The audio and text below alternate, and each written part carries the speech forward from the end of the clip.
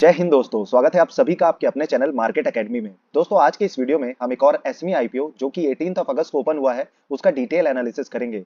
दोस्तों कंपनी का नाम है बोंडाडा इंजीनियरिंग लिमिटेड। दोस्तों इस कंपनी की ग्रे मार्केट में काफी अच्छी डिमांड नजर आ रही है, इसीलिए इस कंपनी का डिटेल रिव्यू और एनालिसिस करना बहुत जरूरी हो जाता है। और फ्रेंड्स इसीलिए हम इस वीडियो में कंपनी की प्रोफाइल यानी बिजनेस मॉडल का डिटेल एनालिसिस करेंगे, साथ ही इस आईपीओ से रिलेटेड भी सारी डिटेल्स को कवर करेंगे। जैसे कि दोस्तों आईपीओ से रिलेटेड डिटेल्स में सबसे पहले हम टेंटेटिव टाइम टेबल, आईपीओ के प्रमोटर होल्डिंग, आईपीओ के लॉट साइज, इसमें आपको कितना अमाउंट लगेगा, और साथ ही कंपनी के फाइनेंशियल्स और वैल्यूएशंस मार्जिन्स को भी डिस्कस करेंगे। और हाँ दोस्तों आखिर में हम जानेंगे कि हमें इस आईपीओ में अप्लाई करना है या फिर इसे अवॉइड करना है, और इसमें आपको कितने लिस्टिंग गेन्स बनते हुए नजर आने वाले हैं। तो दोस्तों ये वीडियो काफी लेंथी भी होने वाला है और काफी इंफॉर्मेटिव भी होने वाला है, तो प्लीज इसे लास्ट तक जरूर देखें।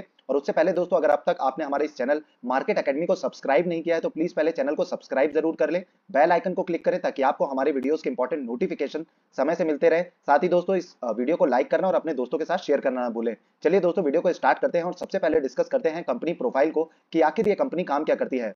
So friend, this company is incorporated in 2012. Bondada Engineering Limited provides engineering, procurement, construction services and operationals and maintenance services to companies operating in telecom and solar energy industries. तो दोस्तों mainly company का काम है जो telecom और solar energy industries होती हैं उनको असिस्ट करना, उनके ऑपरेशंस एंड मेंटेनेंस को संभालना। एंड साथ ही company provides passive telecom infrastructure services which include cell sites construction, erection, operation and maintenance of telecom towers with civil, electrical and mechanical works, supply of pole and towers, laying and maintenance of optical fiber cables, supply of power equipments and other telecom infrastructure related services to major telecom companies and telecom tower operated in India.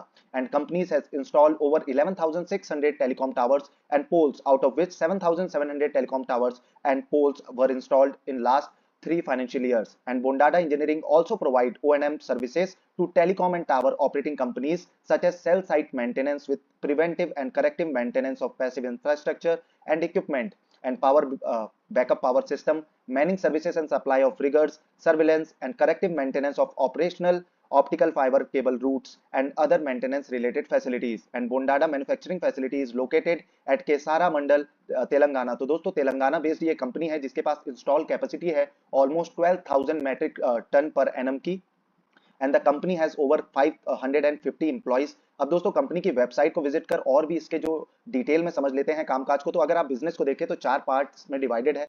पहला है telecom जिसमें 4G 5G networks के related काम आता है, जैसे कि designing, engineering services, OFS construction, tower construction, BSNL 4G saturation, tower maintenance services. अब दोस्तों जैसा कि आप देख सकते हैं कि चाहे सारी इंडस्ट्रीज हो, कंपनीज हो, चाहे फिर लोग हों, सब के सब डिजिटल खुद को ट्रांसफॉर्म कर रहे हैं, तो उसके लिए सबसे ज्यादा जरूरत जिसकी पड़ती है वो है नेटवर्क की, और नेटवर्क के लिए सबसे जरूरी है टावर्स का होना। तो दोस्तों इस तरीके की जो कंपनीज फैसिलिटी प्रोवाइड कराती है टावर रिलेटेड, टेलीकॉम रिलेटेड, उनका जो ग्रोथ का प्रोस्पेक्ट है वो काफी हाई है। तो ये काफी अच्छा काम निकल करके आ रहा है। सेकंड अगर पार्ट देखें काम का तो वो है रिन्यूएबल एनर्जी में काम करना, जिसमें सोलर पे काम करती है। तो इसका भी ग्रोथ का जो पोटेंशियल है वो काफी हाई है, काफी अच्छे सेक्टर को बिलोंग करने वाली कंपनी है और काफी अच्छा बिजनेस मॉडल में निकल करके आ रहा है। थर्ड है दोस्तों ग्रीन कंस्ट्रक्शन प्रोडक्ट जिसमें smart brick and smart windows and doors का मैन्युफैक्चरिंग का काम कंपनी करती है। एंड फोर्थ है tower poles and supplies provide करवाना।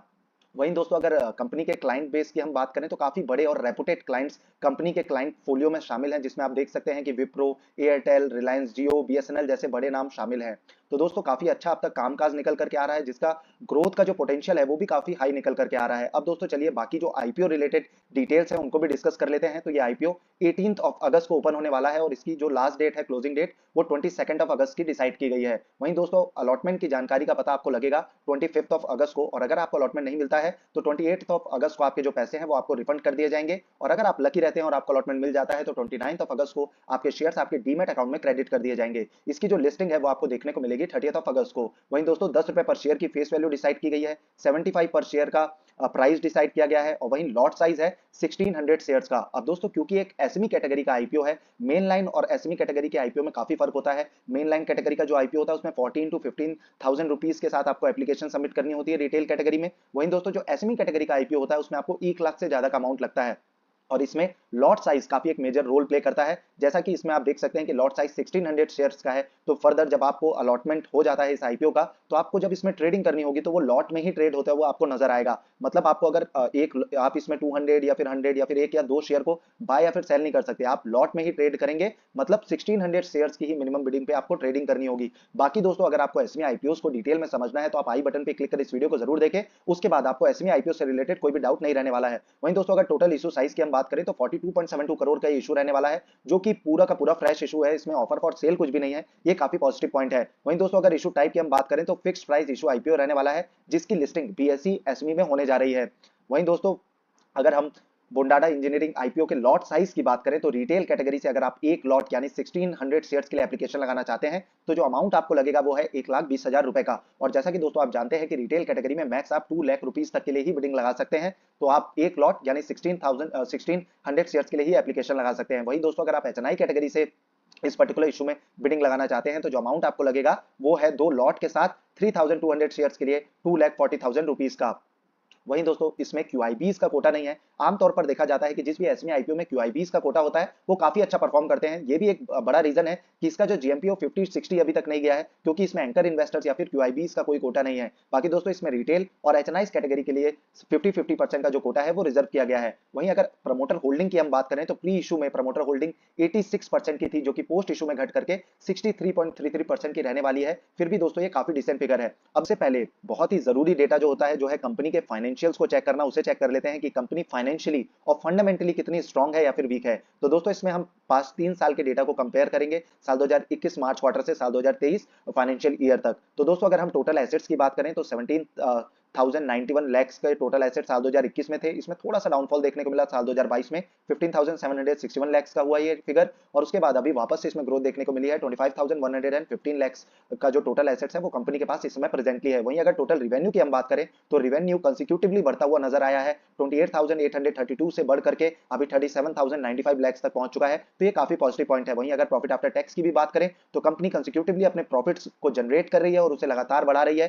साल 2021 से साल 2023 तक ऑलमोस्ट ये दोगुना हो गया है फिगर, 920 लाख से बढ़ करके 1825 का हो गया है। वहीं दोस्तों रिटर्न ऑन नेट वर्थ की भी बात करें तो ये भी लगातार बढ़ता हुआ नजर आया है। 4,775 से अभी बढ़ करके प्रेजेंटली 7,837 लाख का हो गया है। रिजर्व्स एंड सरप्लस भी कंपनी ने लगातार बढ़ाए हैं। पर दोस्तों जैसा कि आप देख सकते हैं कि टोटल बोरोइंग जो है वो भी बढ़ती हुई नजर आई है। 4,667 लाख से बढ़ करके अभी 8,422 लाख की हो गई है। पर दोस्तों अगर ओवरऑल फाइनेंशियल्स की बात की जाए तो एसेट्स बढ़ रहे हैं, रिवेन्यू बढ़ रहा है, कंपनी कंसिक्यूटिवली प्रॉफिट्स जनरेट कर रही है, उसे सालाना बढ़ा पा रही है, रिजर्व्स एंड सरप्लस भी बढ़ते हुए नजर आ रहे हैं। बाकी दोस्तों जिस सेगमेंट में, जिस सेक्टर में ये कंपनी ऑपरेट करती है वो एक हैवी एसेट मॉडल बिजनेस है। तो दोस्तों इसमें अक्सर क्या होता है कि काफी ज्यादा बोरोइंग लेनी पड़ती है, और ये काफी एक छोटी कंपनी है, स्मॉल एंड मीडियम एंटरप्राइज की कैटेगरी को बिलोंग करने वाला ये जो आईपीओ है और साथ ही ये कंपनी है। तो दोस्तों इसमें आमतौर पर काफी ज्यादा बोरोइंग्स की जरूरत पड़ती है। आप देखेंगे कि जो भी बड़े एसेट मॉडल या फिर उसमें इस तरीके के बिजनेस में ऑपरेट करने वाली कंपनीज होती हैं, चाहे वो टाटा रिलेटेड हो या फिर कोई बड़ी कंपनी ही क्यों ना हो, उनके पास आमतौर पर बोरोइंग काफी ज्यादा होती है। तो बोरोइंग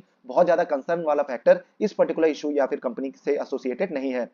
वहीं दोस्तों अगर की परफॉर्मेंस इंडिकेटर की हम बात करें तो पी रेशियो 6.56 का है। अब दोस्तों पी रेशियो से हमें वैल्यूएशन की जानकारी मिलती है कि ये जो आईपीओ आया है वो ओवर वैल्यूड है, अंडर वैल्यूड है या फिर रीजनेबल वैल्यूएशन पे है। तो अगर पी रेशियो की बात की जाए, इसके कंसर्न पे बात की जाए तो 6.56 का जो पी रेशियो है वो काफी रीजनेबल वैल्यूएशन पे है। इसीलिए दोस्तों ग्रे मार्केट पे जो अच्छी खासी डिमांड है वो नजर आ रही है, क्योंकि अच्छे खासे लिस्टिंग गेन्स बनते हुए इसमें नजर आ सकते हैं। मार्केट कैप की बात करें तो काफी छोटी कंपनी है, 162 करोड़ का ये इशू है।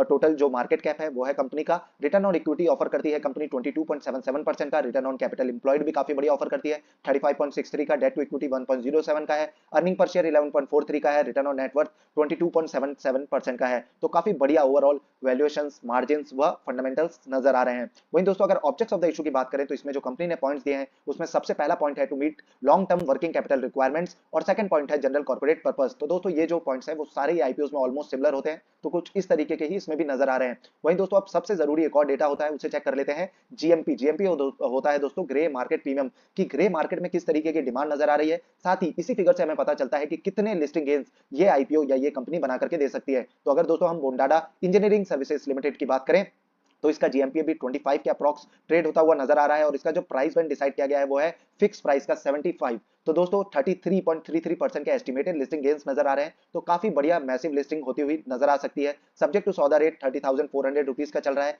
जो कि काफी बढ़िया है। दोस्तों ये आईपीओ 18 अगस्त को ओपन होगा। लास्ट डे जो क्लोजिंग डेट है वो रहने वाली है 22 अगस्त। अब दोस्तों होता क्या है, आप 18 अगस्त को अप्लाई करें, 19 को अप्लाई करें या फिर 22 को, फर्स्ट डे अप्लाई करें या फिर लास्ट डे, जो प्रोबेबिलिटी है वो सिमिलर ही रहने वाली है। तो हमेशा लास्ट डे ही अप्लाई करें। सब्सक्रिप्शन के फिगर को चेक करें, एंकर इन्वेस्टर्स की बुक लिस्ट को चेक करें। इस पर्टिकुलर इशू में क्यूआईबीज का कोटा नहीं है, पर बाकी जो आईपीओज होते हैं अगर उसमें क्यूआईबीज का कोटा है तो उसमें एंकर इन्वेस्टर्स की बुक लिस्ट को चेक करें कि कौन से बड़े मैसिव जो इन्वेस्टर्स हैं उसमें एप्लीकेशन को सबमिट कर रहे हैं, ये भी आप डेटा चेक करें। जीएमपी एक ऐसी वैल्यू है जो काफी ज्यादा फ्लक्चुएट करती है, तो लास्ट डे तक वेट करें, देखें कि जीएमपी बढ़ रहा है या फिर घट रहा है, उसके बेसिस पे फाइनल डिसीजन ले। पर दोस्तों ये जो आईपीओ अभी काफी अच्छा नजर आ रहा है। अगर कोई एसएमई कैटेगरी का आईपीओ जिसका जो जीएमपी है वो 30-40 या फिर 50% के अराउंड ट्रेड होता है, तो काफी अच्छा परफॉर्म और काफी अच्छा लिस्टिंग गेन्स बना करके देते हैं। पर फिर भी दोस्तों कभी भी किसी आईपीओ में एप्लीकेशन को सबमिट करने से पहले खुद की भी रिसर्च करें और अपने फाइनेंशियल एडवाइजर की सलाह लेना ना भूलें। चलिए दोस्तों, अब बाकी भी जो आईपीओ हैं अभी मार्केट में अपकमिंग है या फिर अभी ओपन है, उन सभी के जीएमपी को चेक कर लेते हैं।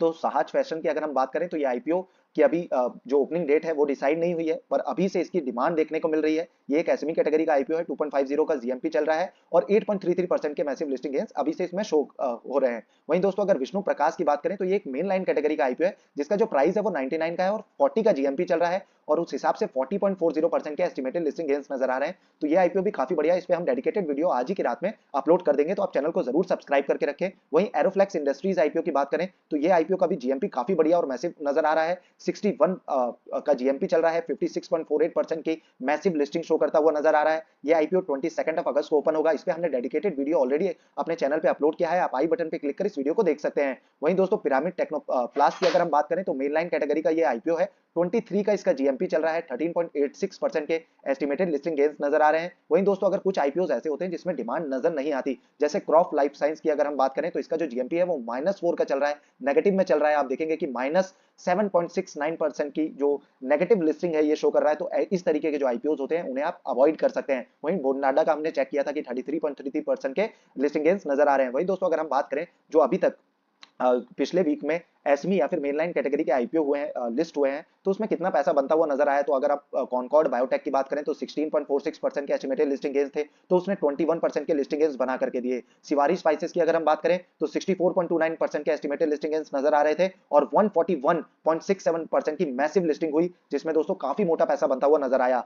संगानी हॉस्पिटल की बात करें तो 10% की लिस्टिंग हुई, जबकि नजर आ रहा था कि 2.50 की होगी। तो काफी बढ़िया लिस्टिंग गेन्स बना करके दे रहे हैं सारी ही मेनलाइन और एसमी कैटेगरीज के आईपीओ। तो दोस्तों आईपीओ को ट्रैक पे जरूर रखें, पर फिर भी जब भी आप किसी आईपीओ में एप्लीकेशन लगाएं खुद की भी रिसर्च करें, फाइनेंशियल एडवाइजर की सलाह जरूर लें और हमारे इस चैनल को सब्सक्राइब जरूर करें। इसमें हमने डेडिकेटेड एक प्लेलिस्ट बनाई हुई है जिसपे हम रेगुलरली सारे ही आईपीओ का डिटेल रिव्यू और एनालिसिस करते हैं। साथ ही आपको fundamental analysis, technical analysis, sector wise analysis, साथ ही जो कुछ फाइनेंशियल बुक्स हैं उनकी हमने समरी भी अपलोड की हुई है, तो आप आई बटन पे क्लिक कर इस प्लेलिस्ट को जरूर चेक कर सकते हैं। साथ ही बेल आइकन को क्लिक जरूर करें ताकि आपको स्टॉक मार्केट से रिलेटेड न्यूज, इवेंट्स और आईपीओ रिलेटेड सारी जानकारी समय से मिलते रहे। धन्यवाद दोस्तों, जय हिंद।